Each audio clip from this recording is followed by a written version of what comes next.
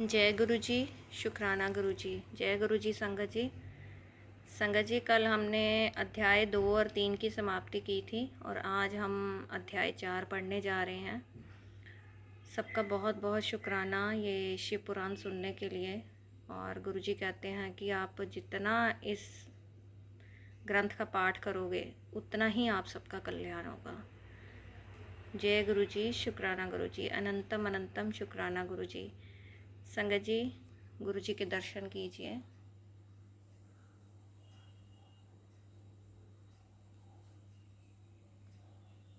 चलिए संगत जी, गुरु जी से आज्ञा लेते हैं अध्याय को प्रारंभ करने के लिए। ओम नमः शिवाय। शिव जी सदा सहाय। ओम नमः शिवाय। गुरु जी सदा सहाय।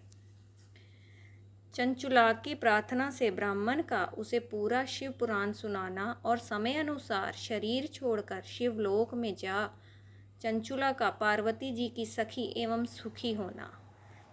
ओम नमः शिवाय। ब्राह्मण बोले, नारी, सौभाग्य की बात है कि भगवान शंकर की कृपा से शिव पुराण की इस वैराग्य युक्त कथा को सुनकर तुम्हें समय पर चेत हो गया है। ब्राह्मण पत्नी, तुम डरो मत, भगवान शिव की शरण में जाओ। शिव की कृपा से सारा पाप तत्काल नष्ट हो जाता है। मैं तुमसे भगवान शिव की कीर्ति कथा से युक्त उस परम वस्तु का वर्णन करूँगा जिससे तुम्हें सदा सुख देने वाली उत्तम गति प्राप्त होगी। शिव की उत्तम कथा सुनने से ही तुम्हारी बुद्धि इस तरह पश्चाताप से युक्त एवं शुद्ध हो गई है, साथ ही तुम्हारे मन में विषयों के प्रति वैराग्य हो गया है। पश्चाताप ही पाप करने वाले पापियों के लिए सबसे बड़ा प्रायश्चित है। सत्पुरुषों ने सबके लिए पश्चाताप को ही समस्त पापों का शोधक बताया है। पश्चाताप से ही पापों की शुद्धि होती है। जो पश्चाताप करता है वही वास्तव में पापों का प्रायश्चित करता है, क्योंकि सत्पुरुष ने समस्त पापों की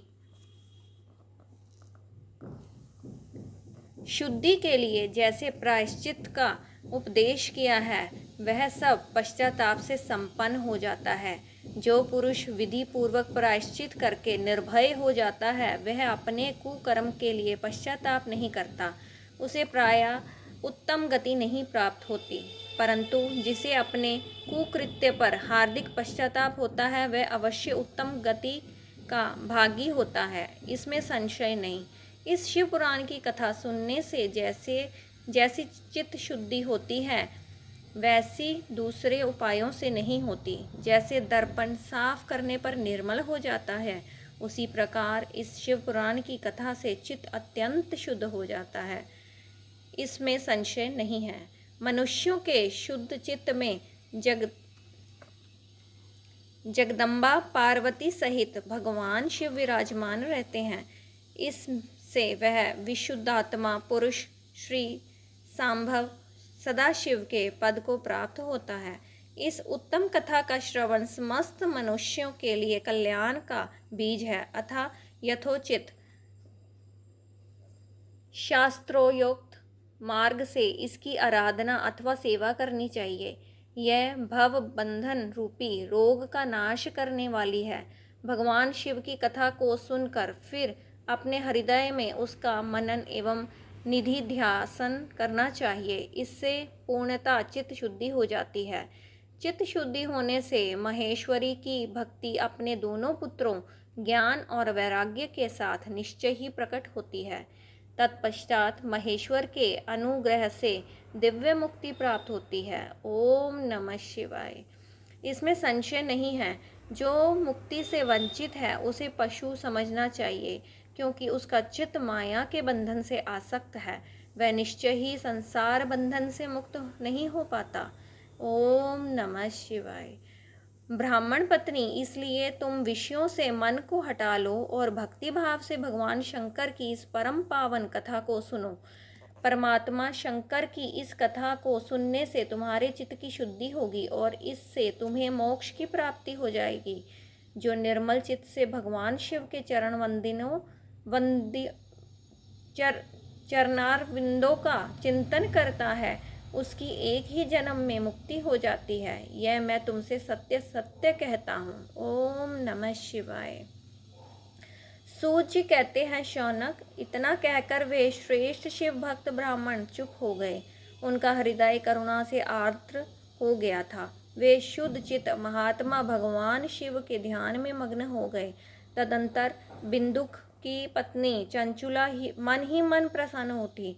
ब्राह्मण का उक्त उपदेश सुनकर उसके नेत्रों में आनंद के आंसू छलक आए थे। वह ब्राह्मण पत्नी चंचुला हर्ष भरे हृदय से उन श्रेष्ठ ब्राह्मण के दोनों चरणों में गिर पड़ी और हाथ जोड़कर बोली, मैं कृतार्थ हो गई। तत्पश्चात उठकर वैराग्य युक्त उत्तम बुद्धि वाली वह स्त्री, जो अपने पापों के कारण आतंकित थी, उन महान शिव भक्त ब्राह्मण से हाथ जोड़कर गदगद वाणी में बोली। चंचुला ने कहा, ब्राह्मण, शिव भक्तों में श्रेष्ठ स्वामिन, आप धन्य हैं, परमार्थदर्शी हैं और सदा परोपकार में लगे रहते हैं, इसलिए श्रेष्ठ साधु पुरुषों में प्रशंसा के योग्य हैं। साधु, मैं नरक के समुद्र में गिर रही हूँ, आप मेरा उद्धार कीजिए प्रभु। पौराणिक अर्थ तत्व से संपन्न जिस सुंदर शिव पुराण की कथा को सुनकर मेरे मन में संपूर्ण विषयों से वैराग्य उत्पन्न हो गया, उसी इस शिव पुराण को सुनने के लिए इस समय मेरे मन में बड़ी श्रद्धा हो रही है।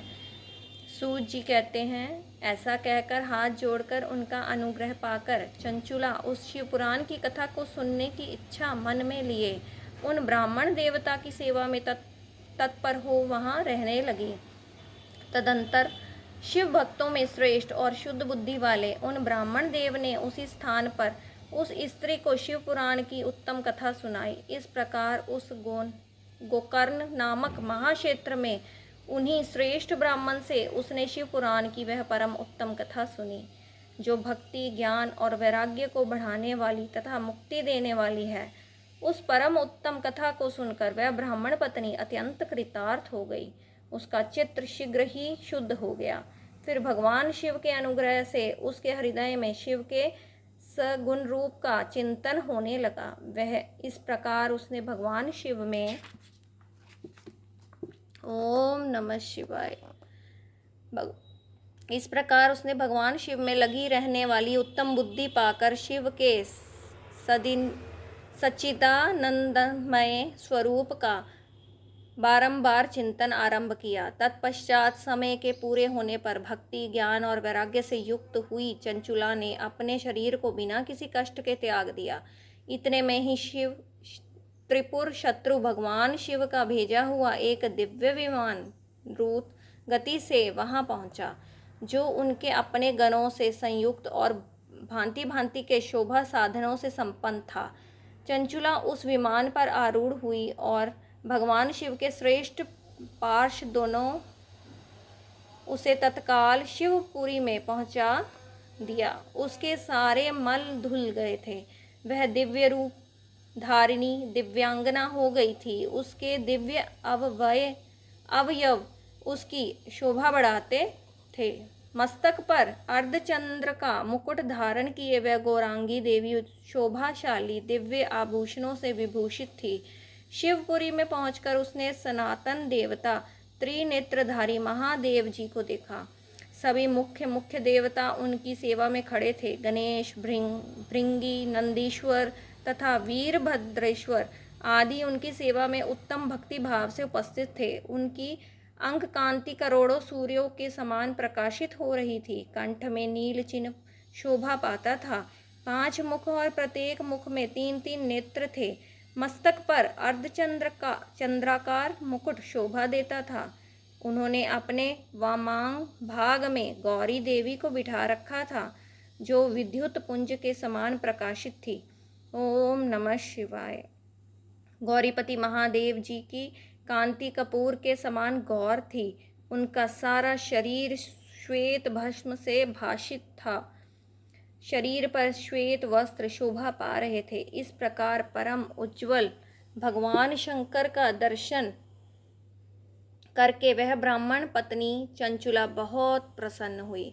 अत्यंत प्रतियुक्त होकर उसने अपनी उतावली के साथ भगवान को बारंबार प्रणाम किया। ओम नमः शिवाय, हर हर महादेव।